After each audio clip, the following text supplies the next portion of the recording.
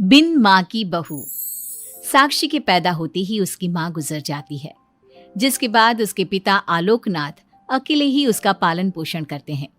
16 साल की उम्र से ही साक्षी ने घर चलाने के लिए नौकरी शुरू कर दी थी। बेटी से बढ़कर एक बेटे की तरह वो अपने पिता को कंधे से कंधा मिलाकर काम में हाथ बटाती रहती है। साक्षी, मेरे होते हुए तुझे नौकरी करने की कोई जरूरत नहीं है। तेरे हर शौक पूरे करने के लिए मैं अभी जिंदा हूँ। और आपकी शौक का क्या पापा? आपके भी तो कुछ शौक होंगे ना, मुझे वही सब पूरे करने हैं। मेरे शौक का क्या बेटा, मैं तो बूढ़ा हो चुका हूँ। मेरे शौक तो तेरी माँ के साथ ही कब के मर चुके हैं। अब तो सिर्फ एक ही सपना है मेरा कि जल्दी से किसी अच्छे लड़के को देखकर तेरी शादी करा दूं। क्या पापा, आपकी हर बात मेरी शादी पर आकर ही क्यों अटक जाती है? अगर मैं चली गई तो आपका ख्याल कौन रखेगा?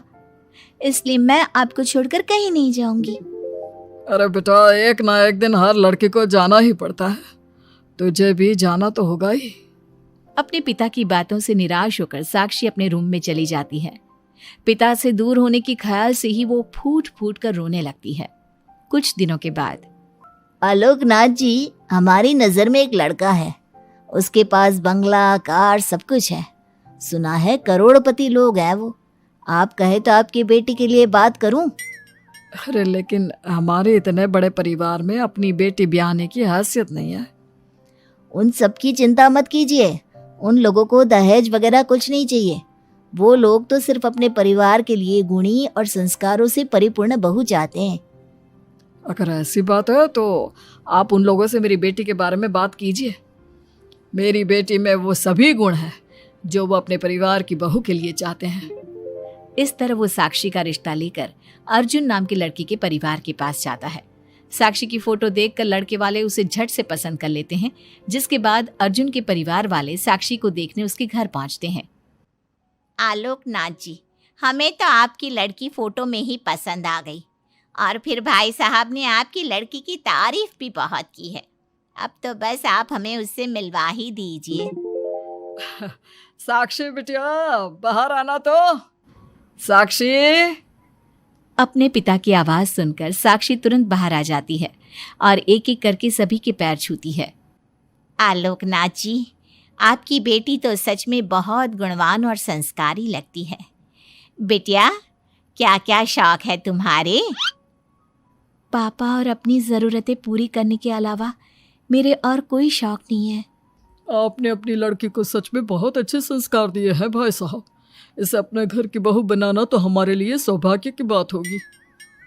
इस तरह सबकी राजी खुशी से अर्जुन और साक्षी की शादी भी हो जाती है। साक्षी की सास उसे एक माँ का भरपूर प्यार देती है और कभी उसे मायके की कमी महसूस नहीं होने देती। साक्षी बेटा, तू आराम कर। सुबह से घर के काम पर लगी है, थक गई होगी अब बिटिया। नहीं माँ, मैं ठीक हूँ, आप चिंता मत कीजिए। मैंने कहा ना, अपने रूम में जाकर आराम कर। अरे काम की टेंशन मत ले। अपनी सास की जिद के आगे हार मानकर साक्षी अपने रूम में चली जाती है। थोड़ी देर बाद उसका पति भी वहां पहुंच जाता है। साक्षी, तुमने मेरी रेड कलर की फाइल देखी क्या? जी नहीं, मैंने तो आपकी कोई फाइल नहीं देखी।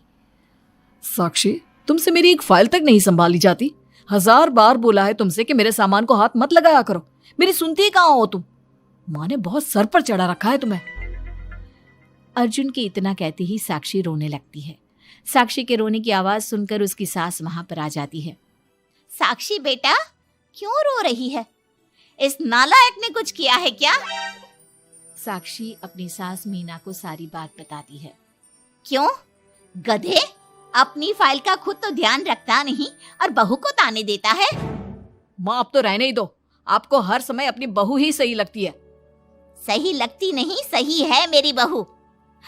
माँ समझाइए ना इन्हें, ये हर समय मुझ पर गुस्सा करते रहते हैं। खबरदार अर्जुन, जो आज के बाद तूने मेरी बहू के साथ ऐसा बर्ताव किया तो मुझसे बुरा कोई नहीं होगा। अपनी माँ की डांट सुनकर अर्जुन वहां से चला जाता है। बहू, अगर दोबारा ये तुम्हें ऐसा कुछ कहे तो तुम मुझे आकर फौरन बोल देना। मैं हमेशा तुम्हारे साथ खड़ी रहूंगी बेटा। माँ, आप सच में बहुत अच्छी हो।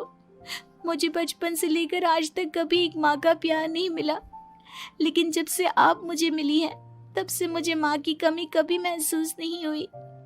अरे पगली, मैं भी तो तेरी माँ ही हूँ, और मेरे होते हुए अब तुझे कभी अपनी माँ की कमी महसूस नहीं होगी।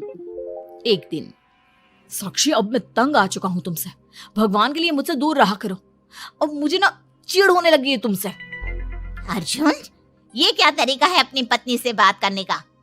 माँ प्लीज, आप रोज रोज इसकी पैरवी करने मत आया कीजिए। अरे क्या हुआ, सुबह सुबह तमाशा क्यों लगा रखा है? पापा, आपको पता है इस साक्षी की वजह से मेरा लैपटॉप खराब हो गया है।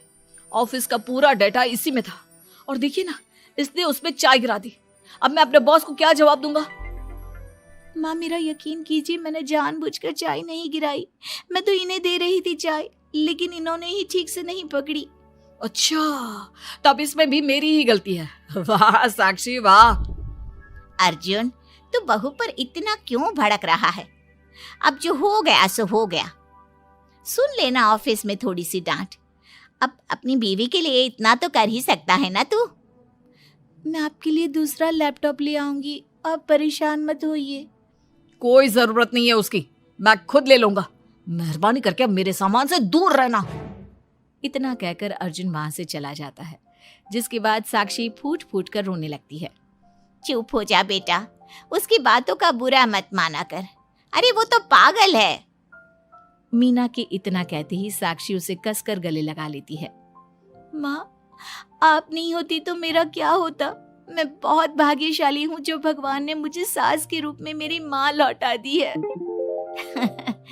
बेटा, जीवन में ये सब चलता ही रहता है, ऐसी बातों को दिल पर नहीं लगाना चाहिए। चल अब अपने आंसू पोंछ और मेरे साथ काम में हाथ बटा। इतना बोलते ही मीना रसोई की तरफ चल देती है।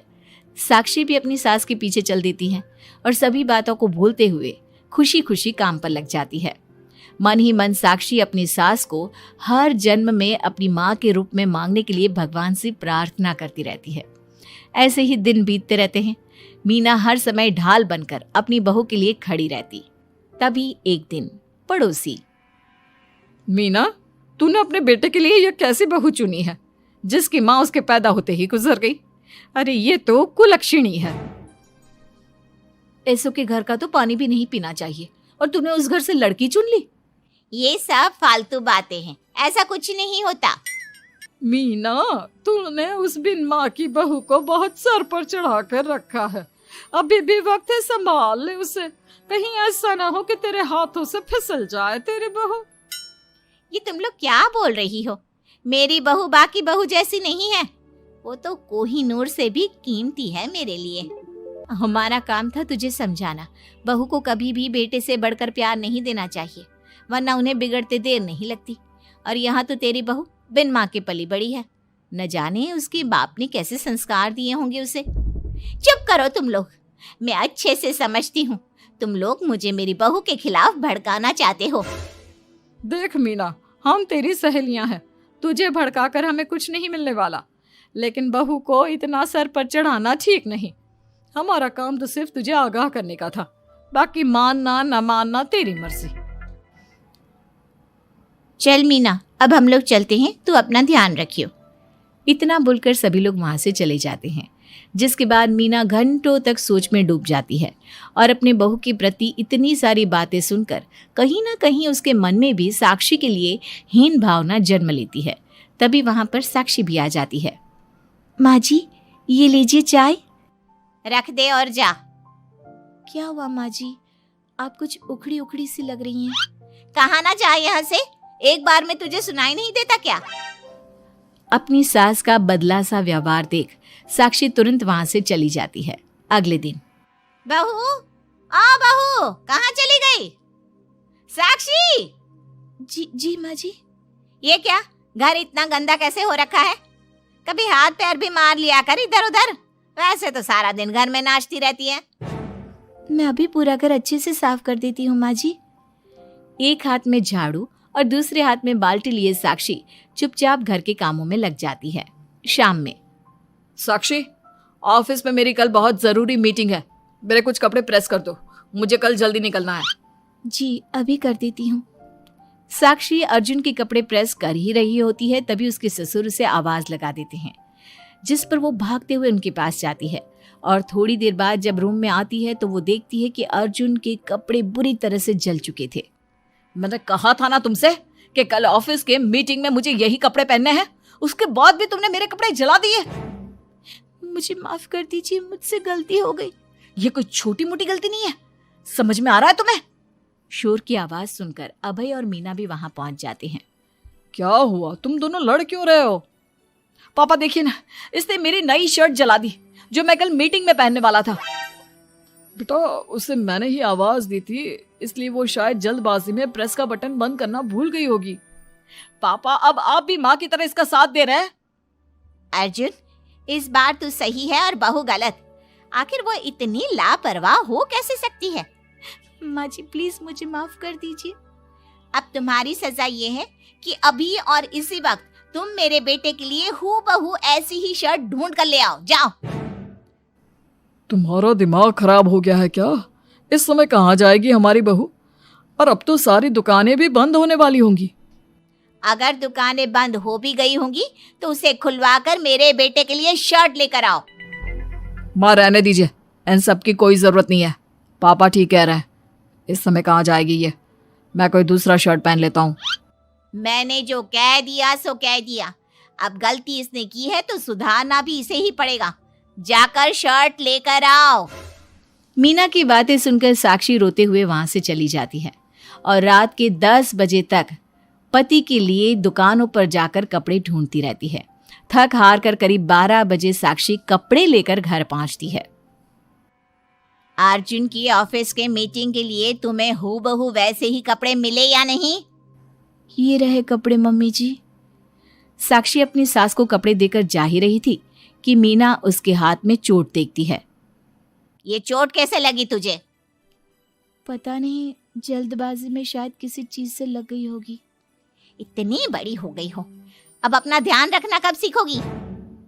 आप तो जानती ही हैं माँ, मैं बिन माँ की पली बड़ी हूँ। माँ के ना होने के कारण मेरे सर पर इतनी जिम्मेदारियां थी जिन्हें निभाते निभाते मैं खुद का ख्याल रखना ही भूल गई।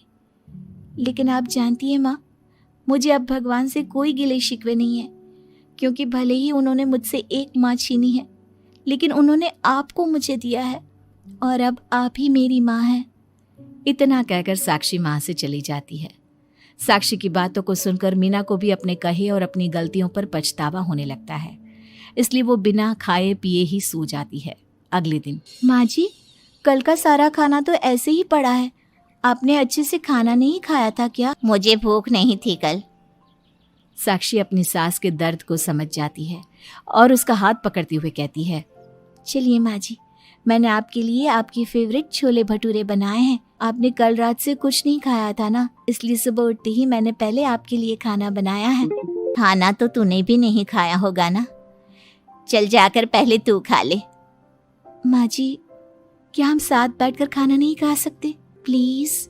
बहुत दिन हो गए हैं। साक्षी के इस तरह बोलने से मीना का दिल पिघल जाता है और वो मान जाती है। साक्षी मीना के लिए खाना लगाती है, जिसका पहला निवाला मीना अपनी बहू को खिलाती है। मुझे माफ कर दे बेटा, मैं जानती हूँ पिछले कुछ दिनों से मैंने तुझे बहुत चोट पहुँचाई है, हो सके तो मुझे माफ कर देना। नहीं नहीं माँ जी, आपका पूरा हक है मुझे डांटने का। मुझे आपकी किसी भी बात का कभी बुरा नहीं लगा। अपनी सहेलियों की बातों में आकर मैंने अपने दिल में तेरे लिए नफरत पाल ली थी, लेकिन कल जब तुझे रोते बिलखते देखा तो मेरी ममता फिर से लौट आई। मुझे माफ कर दे बेटा, मैं एक अच्छी सास नहीं बन सकी। किसने कहा आपसे कि आप अच्छी सास नहीं हैं? आप तो वर्ल्ड की बेस्ट सास हो, और सच कहूं उससे भी बढ़कर बेस्ट बेस्ट बेस्ट बेस्ट मेरी माँ हो आप। इतना कहकर साक्षी अपनी सास को गले लगा लेती है और उसके बाद दोनों पहले की ही तरह हंसी खुशी साथ रहने लगते हैं।